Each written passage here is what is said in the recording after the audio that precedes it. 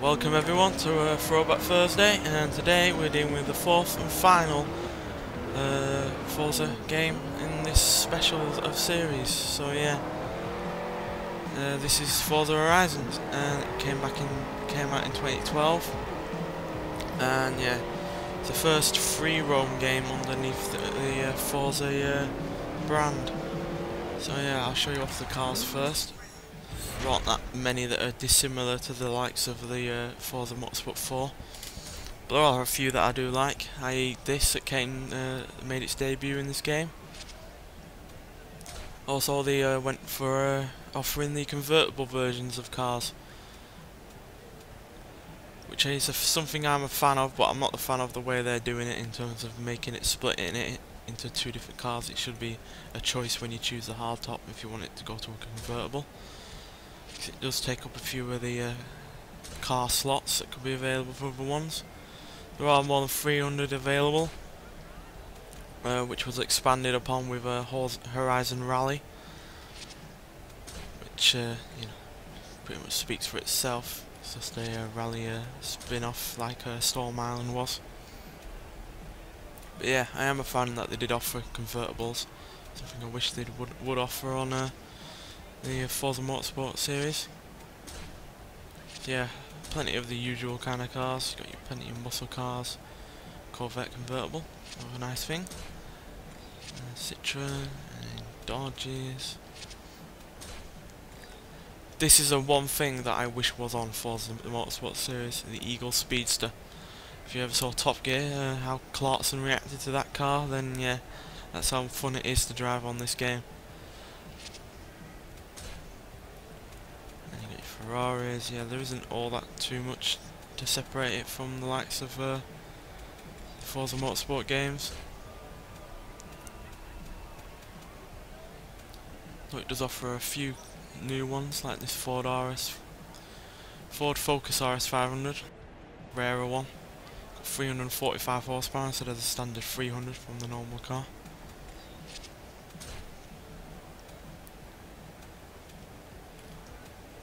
Yeah, they do offer the modified version of the Gumpert, a Polo Enraged. Sounds pretty cool.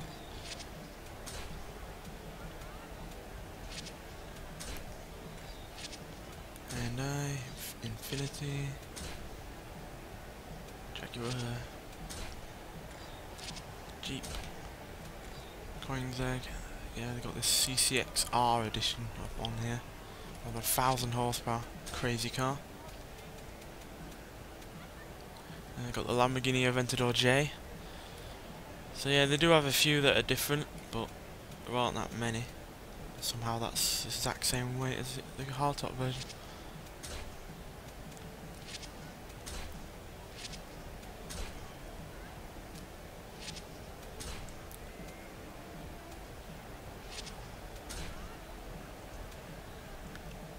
I mean, they do have that MC12 version that I've never even heard of before.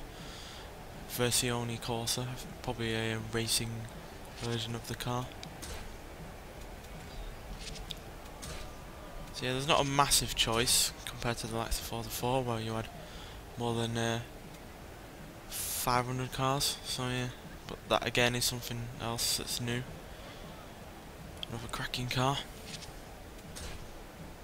And the original Mini made its debut in this game, and now Forza's commitment will be put in Forza Horizon 2 and Forza 6, so yeah, and Forza 5, so yeah. This game once again was an experiment in terms of the kind of cars they were going to put in the next Forza Motorsport game. Just like Forza Horizon 2 was for Forza 6.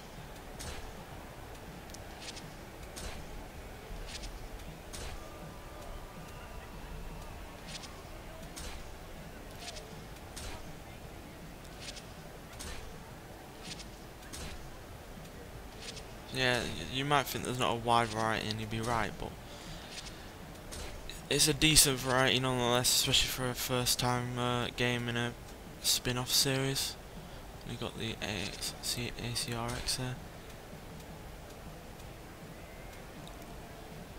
So yeah, plenty of decent cars.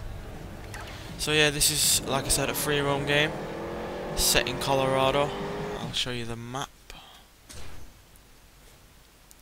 Yeah, it all centers around this concept of festival music meets car culture, and it's not a massive map. The Forza Horizon 2 one is certainly a lot bigger, but it's decent. It served its purpose really well, and it certainly made for a change from the norm.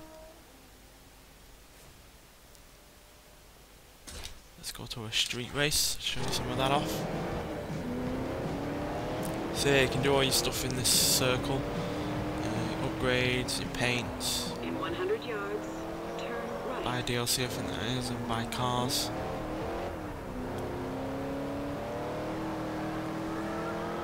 Also has a day and night cycle. It's the first time in the Forza series to have a nighttime setting. In 400 yards, keep left.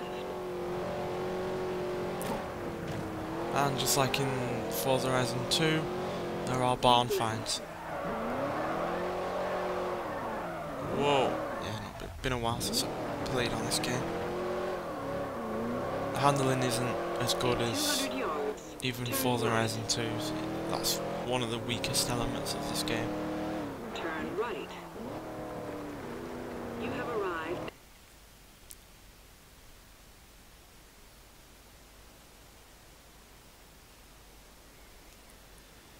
Did receive some favourable reviews though. I kinda liked it, I didn't love it. Seriously, man, you're here more than I am. Is there any, no. We'll go in a A-class car and find one that's suitable. Well, since I was talking about that, maybe we'll go in that. Nah, we'll go in the Eagle. Since that is my favourite new addition to this game and to the series as a whole. And it is a shame that it's not in. But yeah, I did like this game, I just didn't love it. Yeah, Forza Horizon 2 is what made me love the whole concept of free roaming on a Forza game. This just sort of introduced me to it. And primarily the reason I don't like it is, don't love it, is because the handling isn't all that good, the map isn't the biggest, and the racing isn't the best. And to be honest, it didn't hold my attention after the single player campaign. Didn't really go on multiplayer. I certainly didn't stick around much longer on it, doing the free roam. But yeah, I'm really glad that this car was put in the game. Also interior views, which changed during the night with the lights coming on and etc.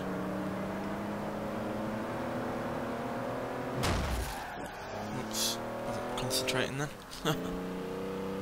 Got some catching up to do now.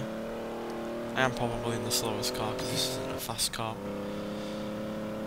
in comparison to some of those in stock, so.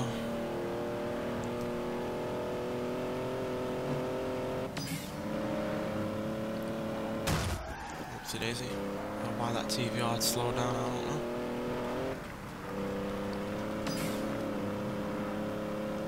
Hey, straight into fourth. So yeah, the AI isn't really the best in this game.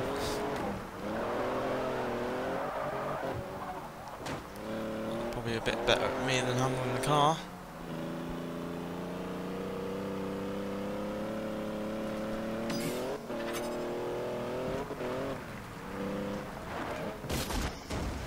Oh crap. Yeah, I was thinking in Forza Horizon 2 terms then.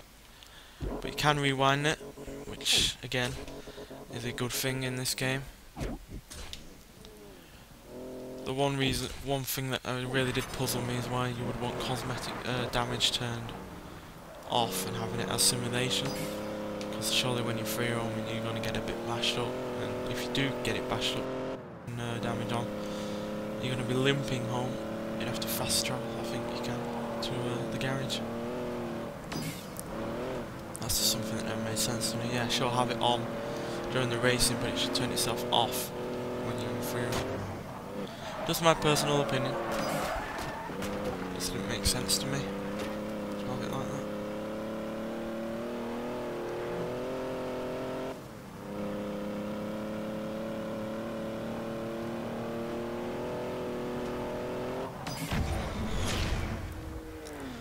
Second place, not bad for a first time in a long time since I played this. Yeah, I don't think I've played this since it came out. The year it came out anyway. Yeah, I do.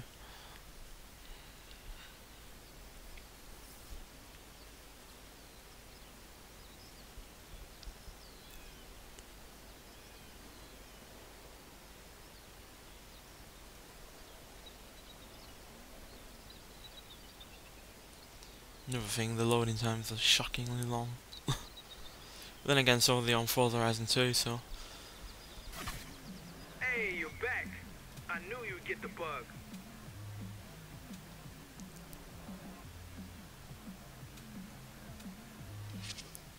Right, let's take you for some free roaming, show you some of the map off.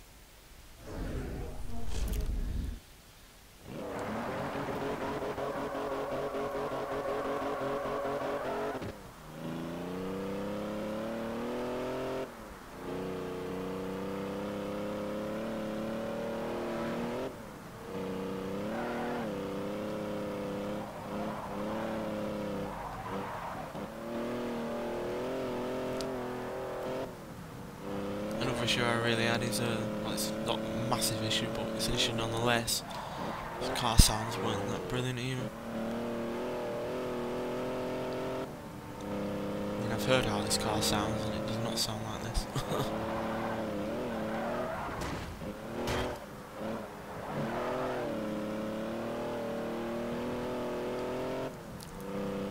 This was far more restrictive than Forza Horizon 2 as well, in terms of off-road.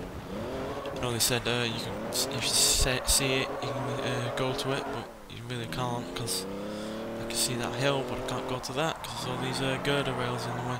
So yeah, that was a disappointment when I first got this game, after hearing all of what they were saying. They effectively lied. But yeah, still a decent game nonetheless. Certainly had shown the potential that the next game fully realised.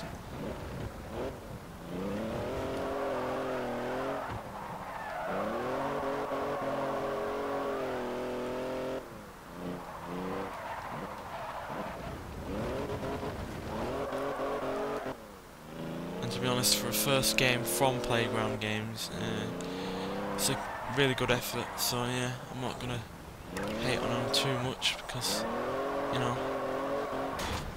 I doubt anyone's first game is always perfect.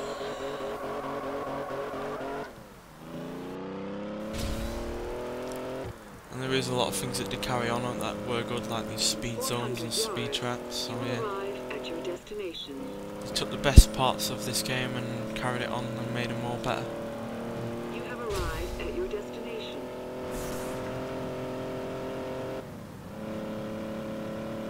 Here comes the speed trap. I doubt we're going to beat my personal best. No.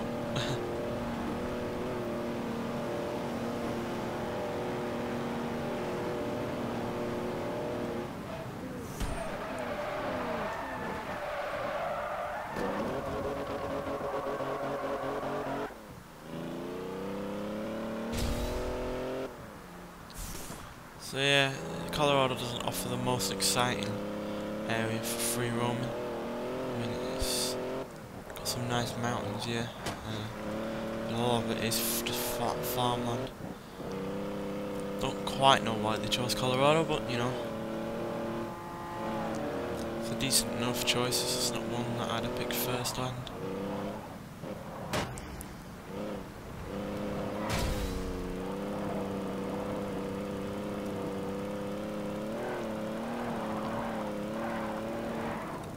Twitchy.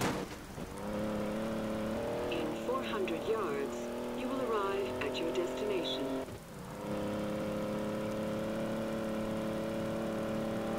You have arrived at your destination.